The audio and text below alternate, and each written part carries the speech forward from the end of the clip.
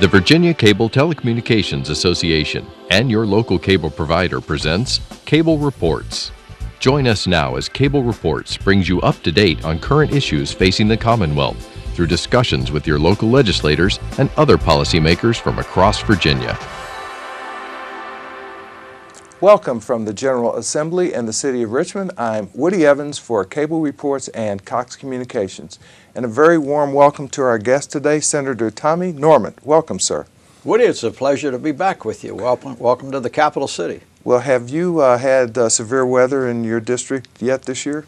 Well, we've had a few inches of snow down there. Of course, it only takes about a half an inch to immobilize the citizens of Virginia. We're so unaccustomed to it.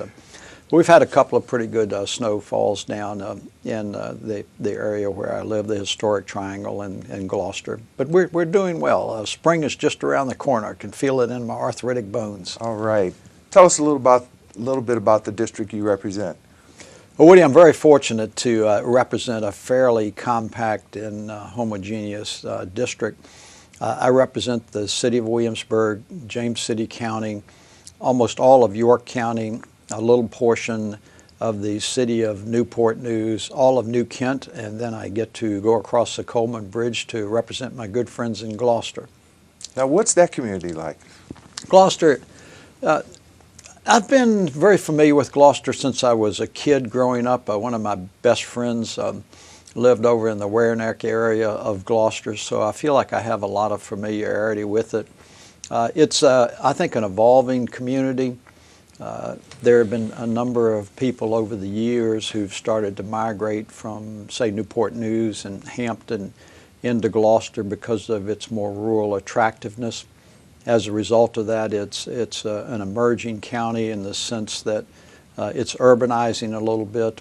That brings the normal challenges that you have with commercialization along Route 17, new subdivisions. But the people still, I think, reflect a certain sense of local pride and independence, if you will. Their background has primarily been some agriculture, a lot of watermen over there in the area of Marist and down there near Guinea. So you have some fairly fierce independence there. It's a really wonderful area to represent. Well, tell us about your committee assignments and also about your leadership position in the State Senate. Well, I've been on the same committees for a few years. Since 1992, I've had the privilege of serving on the Courts Committee, and the Courts Committee deals with all civil and criminal legislation. Also, we qualify judges. Since 1992, I've been on the Commerce and Labor Committee.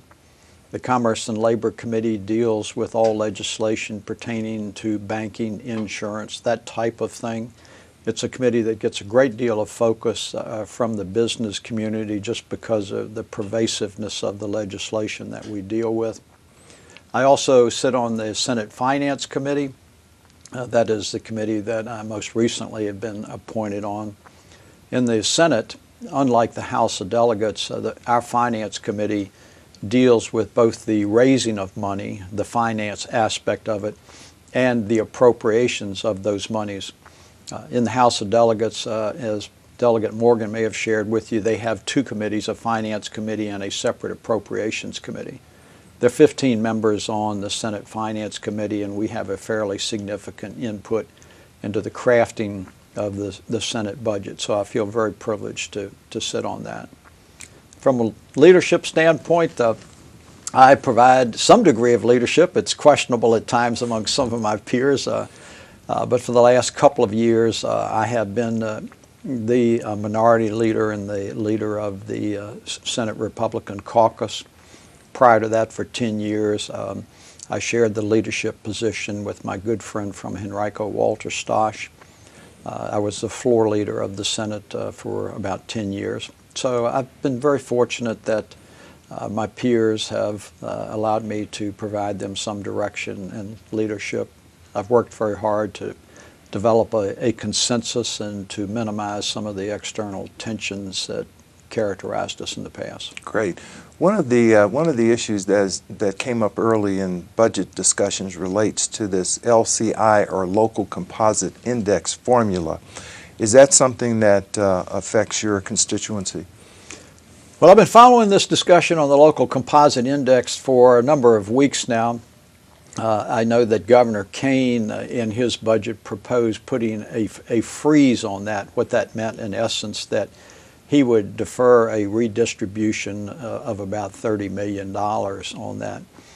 For our listeners, the local composite index is a formula-driven index that determines the appropriation and distribution of dollars for public education.